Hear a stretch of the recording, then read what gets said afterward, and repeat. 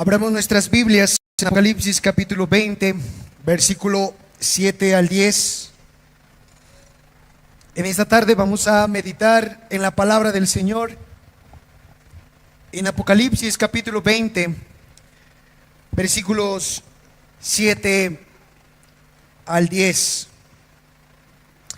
Voy a leer una vez más la palabra del Señor. Así dice la palabra de nuestro santo y precioso Señor: cuando los 1000 años se cumplan, Satanás será suelto de su prisión y saldrá a engañar a las naciones que están en los 4 ángulos de la tierra, a Gog y a Magog, a fin de reunirlos para la batalla, el número de los cuales es como la arena del mar. Y subieron sobre la anchura de la tierra y rodearon el campamento de los santos y la ciudad amada. Y de Dios descendió fuego del cielo y los consumió. Y el diablo que los engañaba fue lanzado en el lago de fuego y azufre, donde estaban la bestia y el falso profeta. Y serán atormentados día y noche por los siglos de los siglos. Amén. Palabra del Señor. Durante estos domingos hemos estado considerando el capítulo 20 del libro de Apocalipsis, que tiene por tema nada más y nada menos que el milenio, o como algunos han llamado, el reino milenial de Cristo. En los primeros 3 versículos, del 1 al 3 del capítulo 20 de Apocalipsis, nosotros vimos el primer elemento del milenio: la atadura de Satanás. Esta atadura se inauguró con la primera venida de nuestro Señor Jesucristo. En Mateo capítulo 12, versículo 29, nosotros aprendimos que nuestro Señor Jesucristo ató al hombre fuerte y saqueó los bienes de su casa.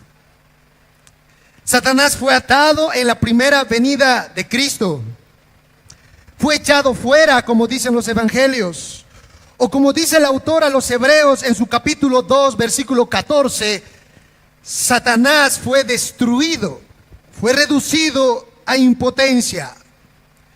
Y la razón por la que nuestro Dios hizo eso fue porque Él quiso que su iglesia expandiera su evangelio por todas las naciones. Satanás fue atado para que no engañase más a las naciones y para que la iglesia cumpliera con el propósito por la cual había sido establecida en este mundo. La iglesia cumplirá su misión en esta tierra, hermanos. La iglesia no fallará en su objetivo.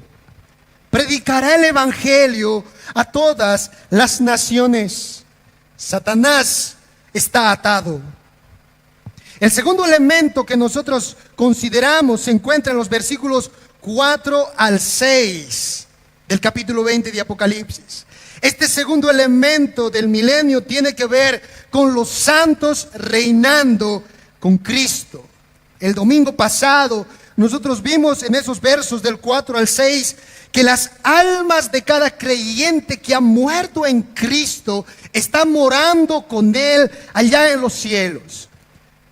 Está reinando con Cristo. Cada hermano que ha partido a la presencia del Señor, cada niño que ha muerto en la comunión de los santos, está en la presencia del Señor, reinando con Él hasta que se consuma el tiempo del milenio, el reino milenial del Señor Jesucristo. Hermanos, en esta tarde vamos a considerar los versículos 7 al 10 de Apocalipsis.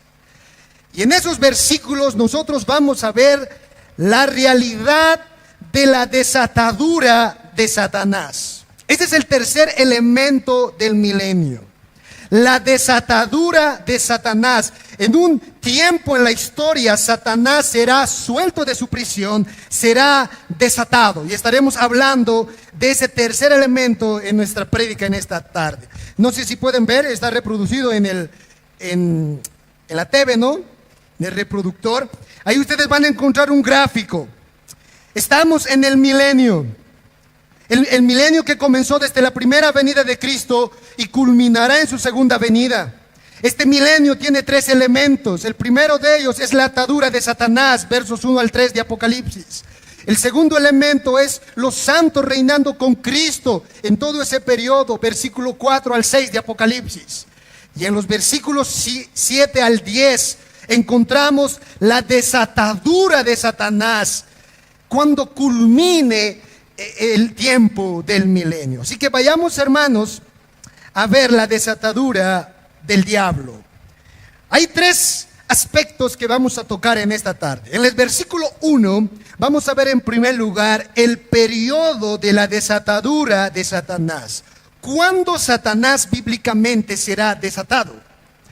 En los versículos 8 al 9 estaremos considerando las consecuencias de la desatadura de Satanás. O sea, ¿qué pasará cuando él sea desatado?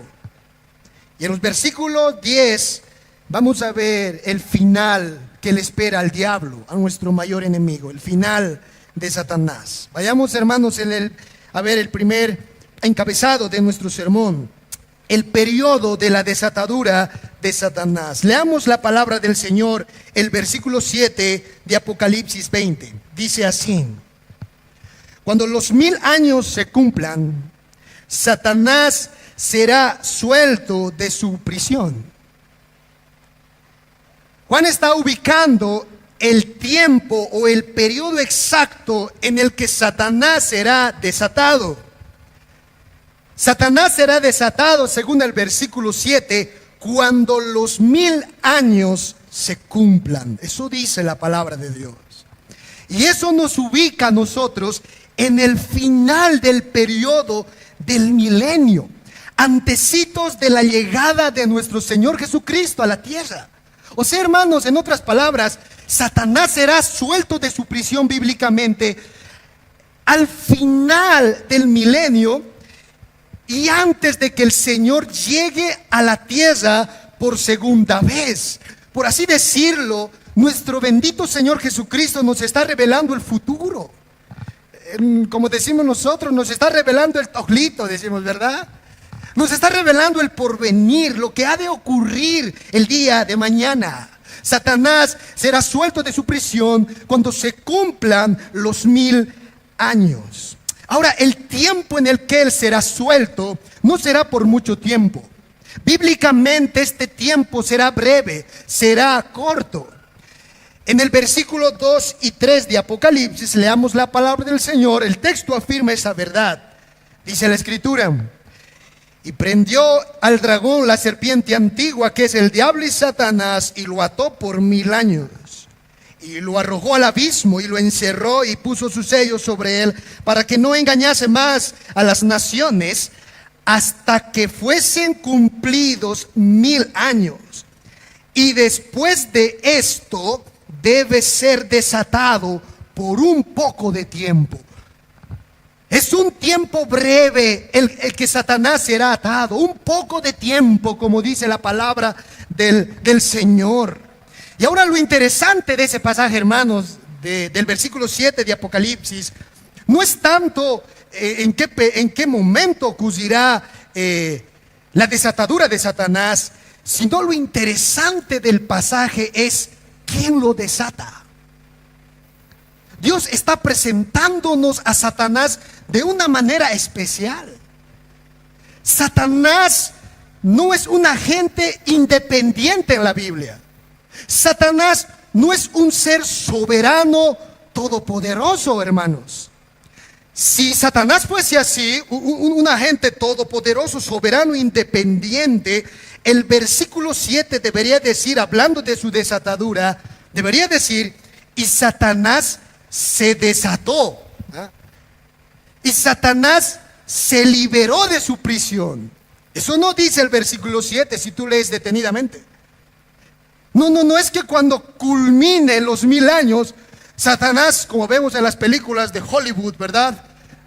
Satanás dirá: ya, hasta aquí llegó, ahora voy a desembocar mi furia y se romperá sus cadenas, ¡buah! ¿No? Y se liberará y hará una batalla. No, esa no es la idea del texto. Satanás no se liberará, él no se desatará porque no tiene el poder para hacerlo.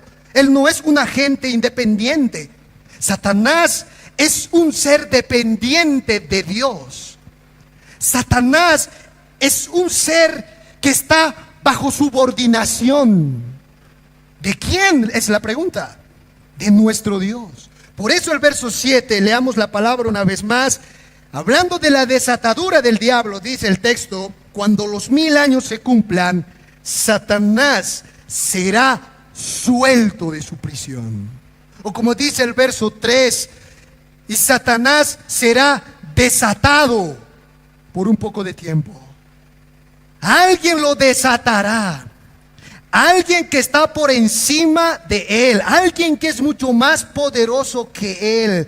Ese es nuestro Dios. Nuestro Dios soberano.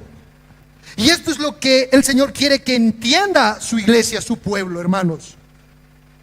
No hay comparación entre Satanás y Dios.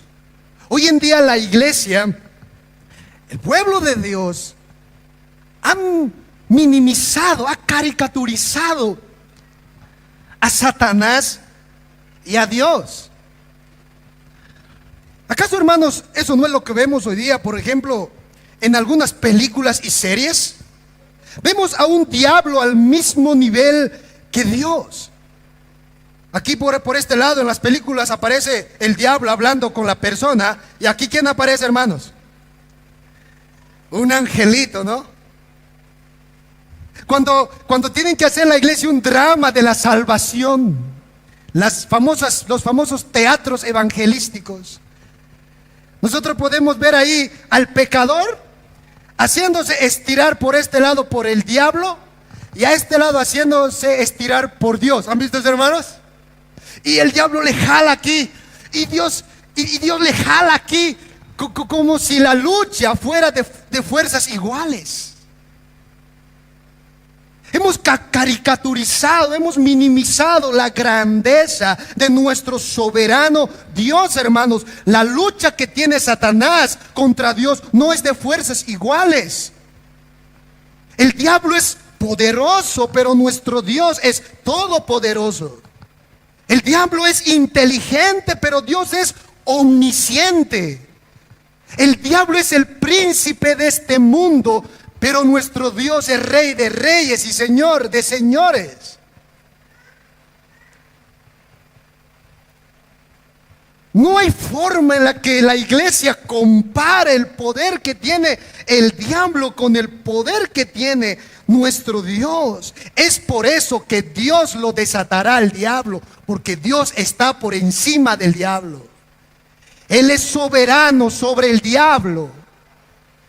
Si en sus designios, en su plan eterno, Él decidió un día desatar a este ser maligno, la pregunta es, ¿para qué? ¿Para qué? Para que el diablo lastime a su pueblo. ¿Para qué Dios desatará a Satanás? Para que Satanás lastime, persiga, aflija a su pueblo. Y eso es lo que dice la Escritura. Vayamos entonces, hermanos, al versículo 8 y 9 a considerar nuestro segundo encabezado: las consecuencias de la desatadura de Satanás. ¿Qué sucederá cuando Satanás sea suelto de su prisión? Dice el versículo 8 y 9: y saldrá a engañar a las naciones que están en los 4 ángulos de la tierra, a Gog y a Magog, a fin de reunirlos para la batalla, el número de los cuales es como la arena del mar. Y subieron sobre la anchura de la tierra y rodearon el campamento de los santos y la ciudad amada, y de Dios descendió fuego del cielo y los consumió. Lo primero que Juan nos ve es a Satanás saliendo de su prisión, ya desatado. Él sale, dice Juan, a engañar a las naciones. Las naciones aquí están descritas como esos 4 ángulos de la tierra. Los 4 ángulos de la tierra tienen que ver con todo el mundo conocido. En otras palabras, Juan está diciendo: Todo el mundo entero será engañado por Satanás cuando él sea suelto de su prisión. Ahora, ¿qué significa esto? ¿Qué significa que él engañará a las naciones? Eso significa, hermanos, dos cosas. Número uno, significa que la maldad en el mundo se aumentará cuando nunca hubiéramos visto. El mundo experimentará una apostasía tal cual nunca el pueblo de Dios ha experimentado.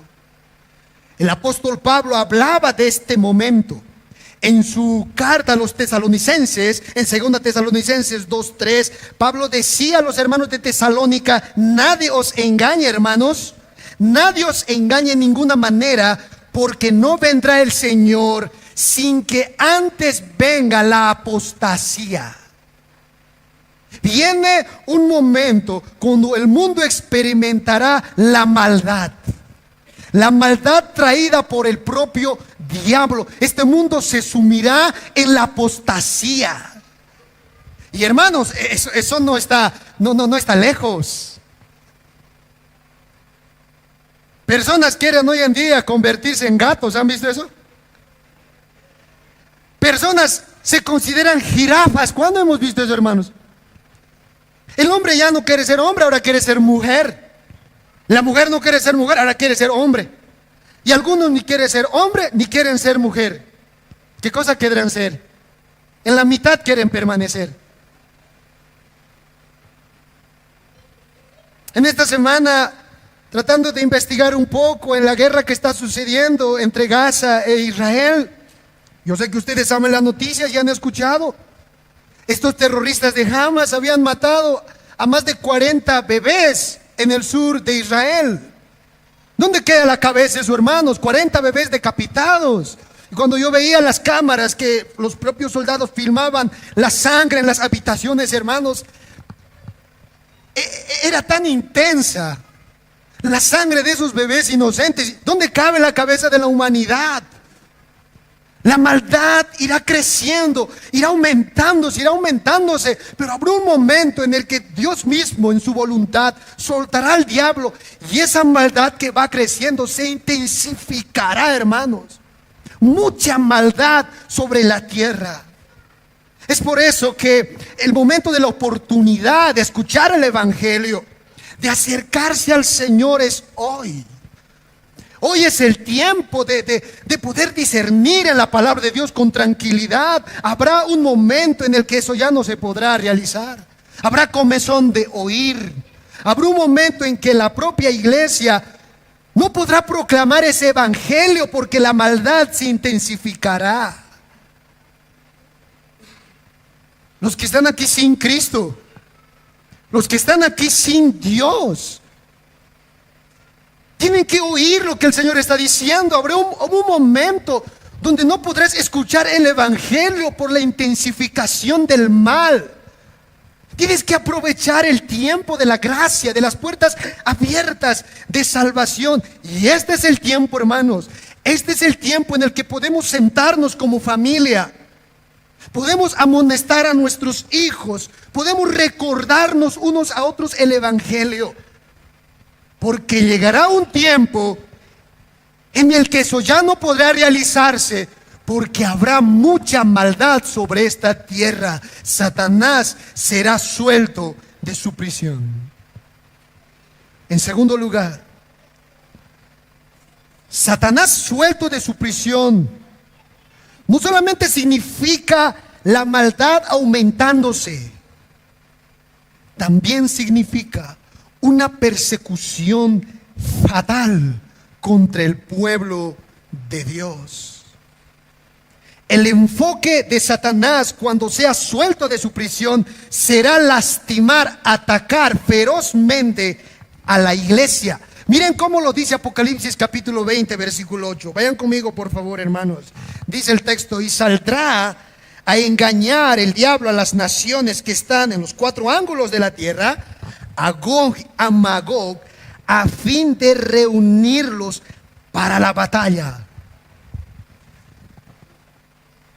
Satanás reunirá, dice el texto, a las naciones para hacer una guerra. La pregunta es, ¿contra quién va a ser esta guerra? El versículo 9 dice que esa guerra será contra el campamento de los santos y la santa ciudad. Esta es la última batalla que el pueblo de Dios tendrá que lidiar, hermanos, cuando culmine el milenio. Ahora, no es la única vez que en Apocalipsis encontramos a esta batalla. En el capítulo 16, versículo 14, Juan nos ha descrito esta misma batalla a través de la batalla del Armagedón. ¿Recuerdan? La batalla del Armagedón es esta misma batalla. En el Apocalipsis capítulo 19, versículo 19, vemos la misma batalla, pero desde otro enfoque. Ahora vemos a nuestro Señor Jesucristo descendiendo como Rey con poder y gran gloria, montado en un caballo blanco, pero es esta misma batalla. Y ahora Juan nos muestra la batalla final, la misma batalla en Apocalipsis 28, pero con otro nombre. Ya no lo describe como la batalla del Armagedón. Ya no lo describe ahora como la batalla en donde nuestro Señor Jesucristo descenderá montado en su caballo blanco. Ahora describe esta batalla como la batalla de Gog y Magog. La batalla de Gog y Magog, así lo llama Juan. Y la pregunta es ¿por qué?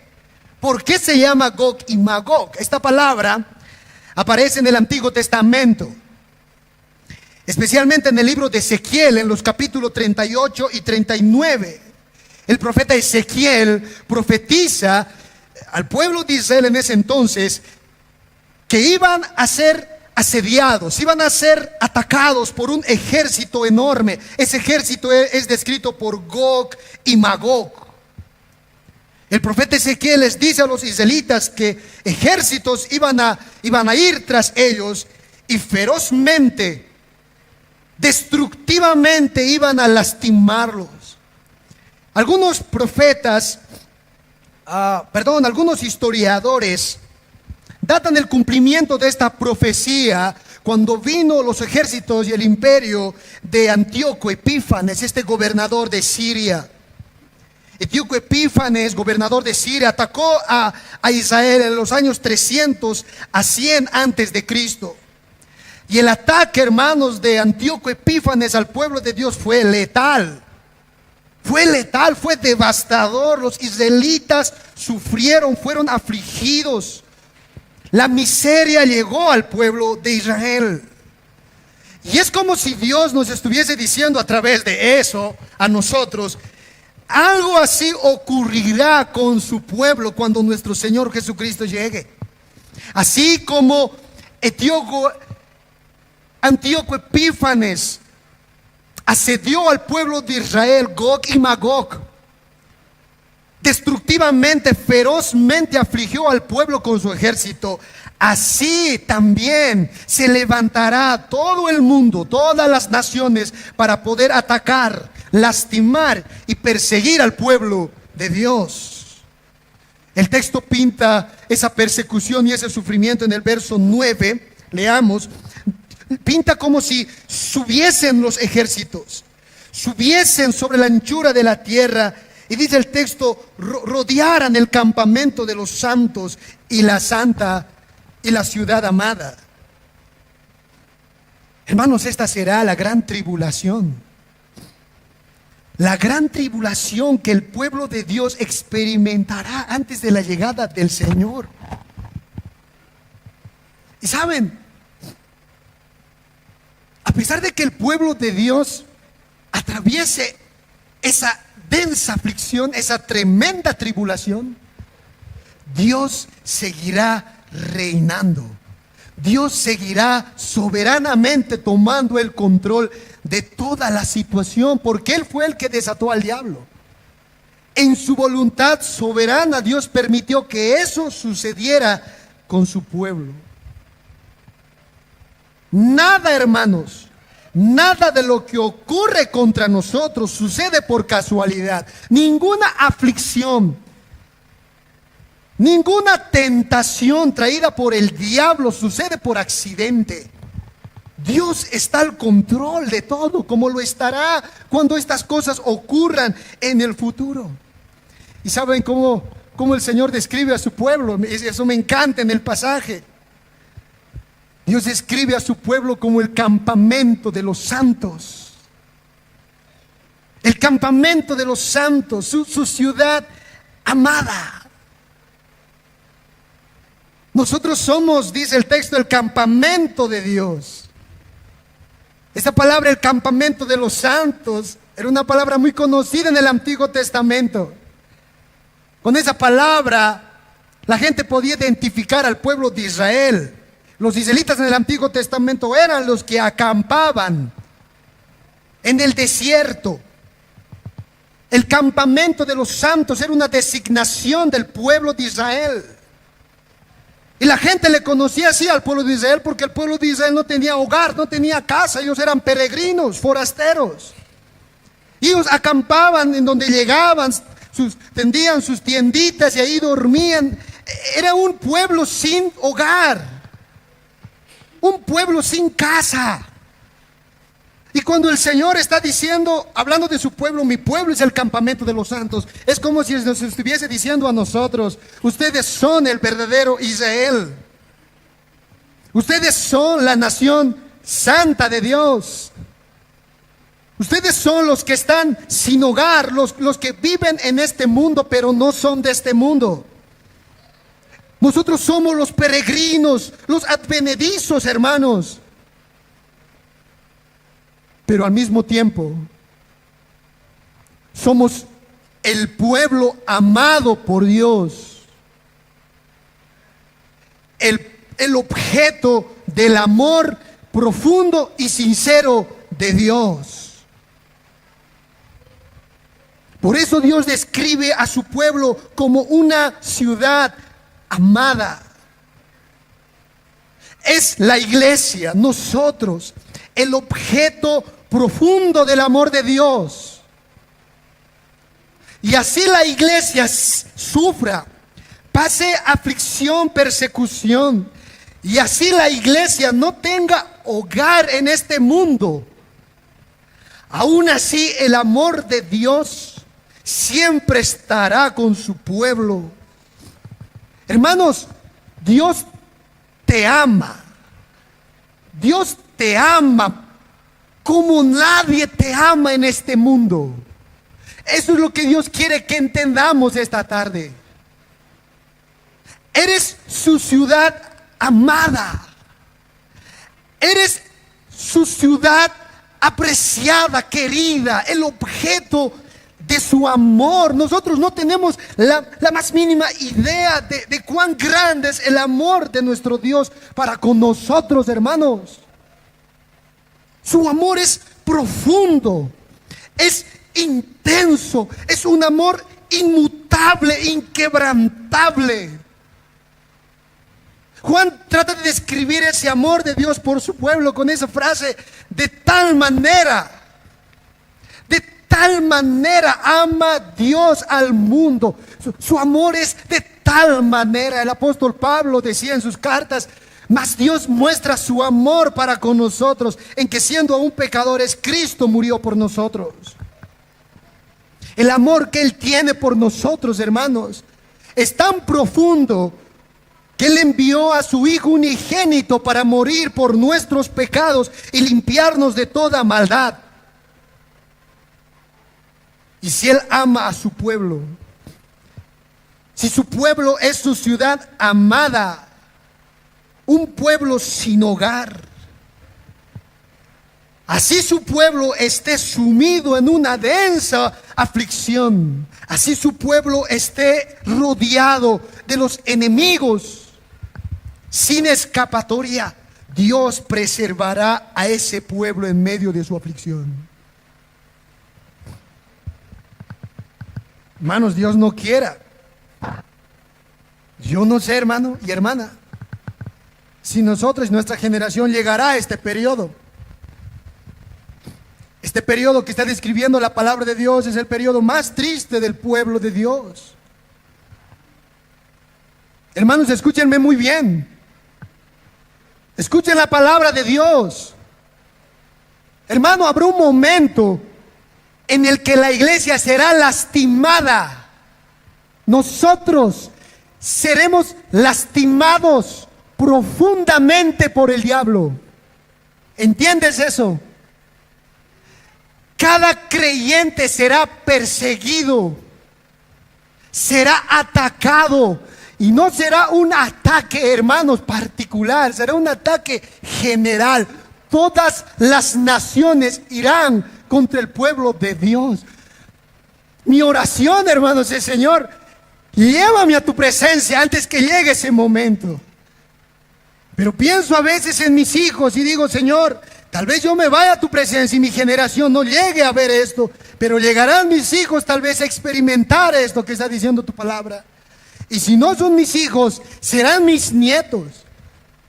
Y si no son mis nietos, serán mis bisnietos. Pero mi generación experimentará esto que está describiendo tu palabra.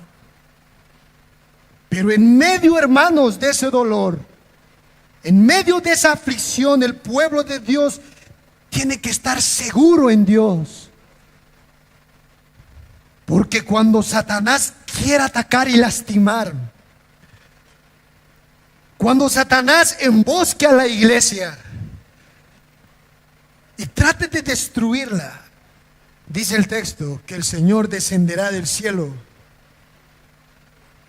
y hará caer fuego del cielo que los consumará. Eso dice el versículo 9. Y de Dios descendió fuego del cielo y los consumió. Jamás Dios abandonará a su pueblo, hermanos. Dios nunca deja solo a su pueblo. Su pueblo, sus hijos, nosotros somos el objeto de su amor, y será por el amor que Él tiene hacia nosotros en Cristo Jesús que Él vendrá a nuestro rescate y luchará por nosotros. Hará caer fuego del cielo para destruir a los adversarios del pueblo de Dios. Gloria sea el nombre de Dios. Y en ese momento el pueblo de Dios experimentará la victoria. El pueblo del Señor mirará cómo su Señor peleará por su pueblo, cómo la mano de Dios se manifestará en favor de su pueblo y los rescatará, los liberará. Pero ya no será, hermanos, un rescate temporal. Cuando Él descienda por segunda vez a este mundo y luche por nosotros, hermanos, y nos rescate de nuestros adversarios y nuestros enemigos, ese rescate no será por un tiempo, será eternamente y para siempre. Ya no habrá más un adiós con Cristo. Estaremos con Él por los siglos de los siglos. Amén.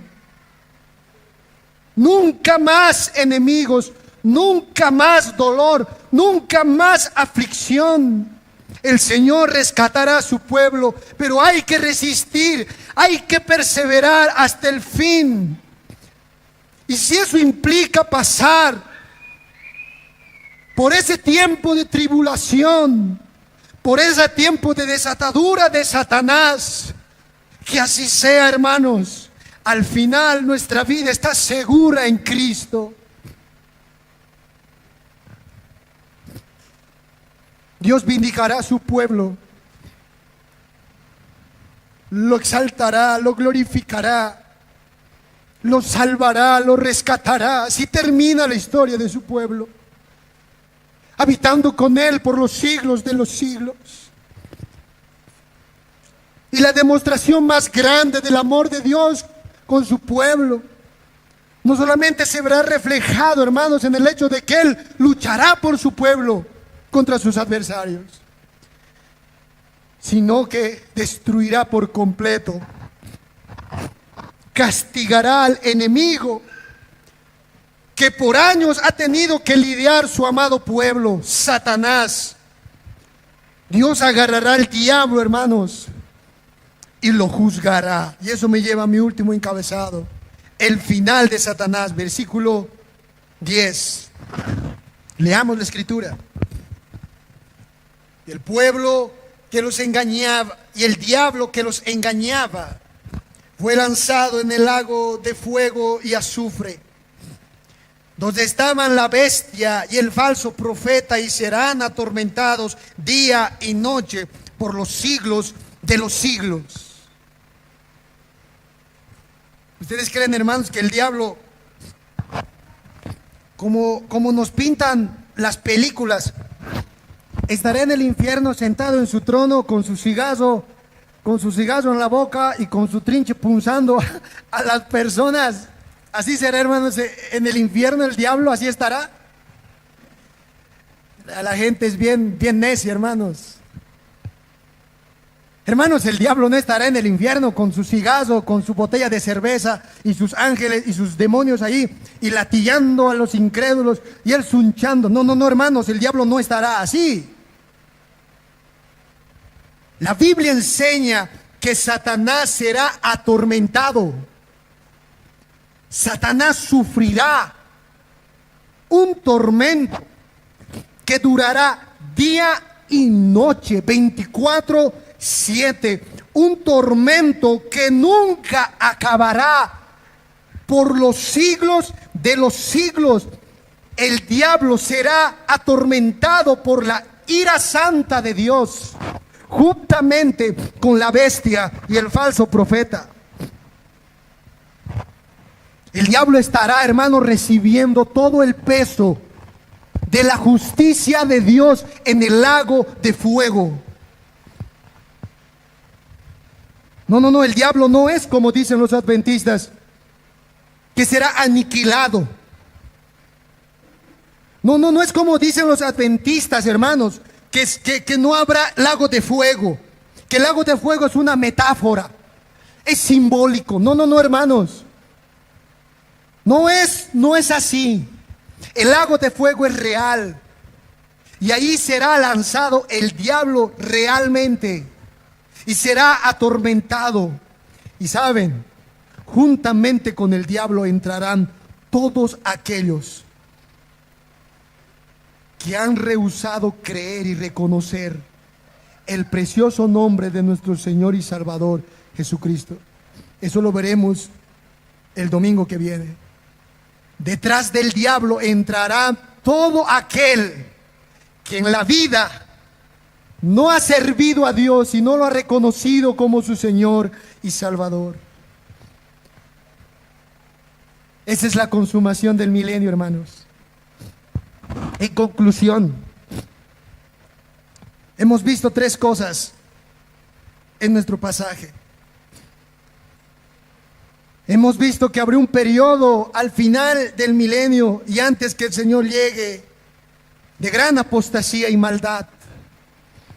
En este periodo Satanás será suelto de su prisión, saldrá a engañar a las naciones y armará una gran batalla contra el pueblo de Dios.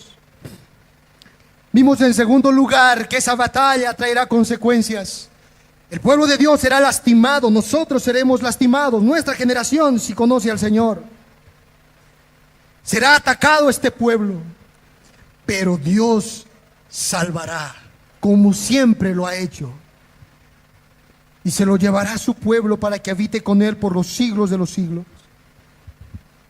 Y en tercer lugar, nosotros vimos que él tomará cartas sobre el asunto con Satanás. Agarrará del cogote al diablo, porque él es señor del diablo. Él es soberano sobre el diablo. Y lo atormentará día y noche por los siglos de los siglos. Amén. Eso vimos, hermanos, en esta tarde. ¿Qué debemos nosotros hacer con este pasaje? ¿Qué debes hacer tú con este pasaje, entendiendo esta verdad? Si tú no eres creyente, si no conoces al Señor, tu preocupación en este momento debería ser ponerte a cuentas con Dios. Acude a Dios mientras puedas. Ve a Cristo mientras hay tiempo. Ten misericordia de tu alma.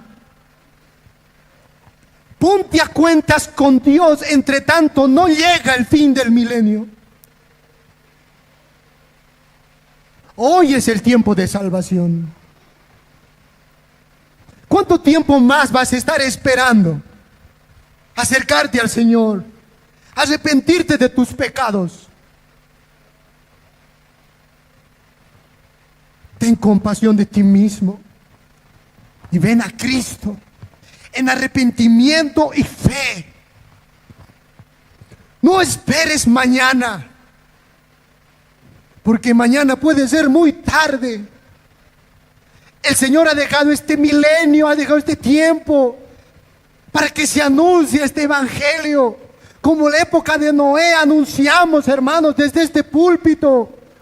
Viene la ira de Dios, viene el fin de los tiempos, viene el momento en el que hay que rendir cuentas a Dios. Viene el diluvio, dijo Noé, pero nadie tomaba atención. Los hombres se daban en casamiento, comían y bebían, seguían con sus vidas como si nada pasara. Y cuando vino el juicio de Dios, cuando vino el día de Dios, los hombres empezaron a gritar: sálvanos, Noé, abre el arca. Tocaron la puerta, pero era demasiado tarde.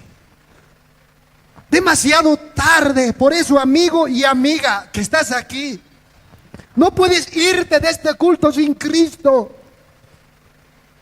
No puedes irte de este culto sin la salvación de tu alma. Acepta a Cristo, reconoce al Señor en tus caminos, inclínate a sus pies, arrodíllate, quebrántate delante de Él y reconoce de una vez por todas que Él es tu Señor y tu único medio de salvación. Eso es lo que Dios quiere, hermanos, con este pasaje. ¿Y qué quiere Dios de su pueblo, de nosotros? ¿Qué quiere Dios de ti? El Señor quiere, hermanos, que su pueblo confíe en Él. Confíe en Él en la aflicción. Confíe en Dios cuando se sienta atrapado, cuando se sienta afligido, atormentado. Confía en Dios, confía en tu Dios. Él es soberano sobre el diablo y sobre el mal. La aflicción no es síntoma de que Dios ha perdido el control. No es síntoma, no es señal de eso. La aflicción de tu alma no es señal de que Dios no te ama. No, Dios sigue en su trono. Y Él sigue diciendo a su pueblo que su amor no ha cambiado. Dios quiere que su pueblo deposite su vida y su corazón en Él. Y en segundo lugar, Dios quiere que su pueblo se prepare, hermanos. De verdad, y doy fe de esto, hermanos, los verdaderos creyentes se conocen en la aflicción. Los verdaderos creyentes se ven en la persecución. No aquí sentados, hermanos. Probablemente aquí entre nosotros hay gente que ni está atendiendo a la prédica, ni está atendiendo al sermón, ni profesa ser cristiano, está haciendo otra cosa. Probablemente aquí simplemente hay gente que le dice: Señor, Señor, nosotros profetizamos en tu nombre y en tu nombre echamos fuera demonios. Solo creyentes profesantes, aquí hay. Aquí no se demuestra, hermanos, quién es cristiano y quién es no. Se demuestra en la aflicción y en el dolor, en la persecución. Ahí se ven los verdaderos creyentes. Así se vio en el primer siglo, cuando apuntaban, hermanos, o por así decirlo, cuando con una lanza agarraban a una persona y le decían: niega a Cristo y serás salvo, niégalo y vivirás, pero si sigues profesando morirás. Y habían cobardes en el primer siglo que profesaban con sus labios creer en Cristo, pero en el momento de la hora, cuando tenían que morir por la causa de Cristo, cobardemente negaban al Señor para salvar sus vidas. Pero habían otros que no tenían temor de perder sus vidas por causa del Señor. Los creyentes se evidencian en la aflicción y se evidenciarán aquel día cuando llegue este momento que el Señor está describiendo, la desatadura del diablo. Ahí sabremos quiénes somos los verdaderos, quienes habían escuchado la palabra de verdad, en quienes había morado la palabra de Dios. Ahí se sabrá, hermanos. Pero mientras eso no llegue, prepárate, equípate, afiánzate en la palabra, para que cuando llegue ese día, sea que llegue o no llegue a nuestra generación, tú puedas responder con fidelidad, con firmeza al llamado que el Señor te ha hecho. Oremos al Señor, hermanos, por su palabra.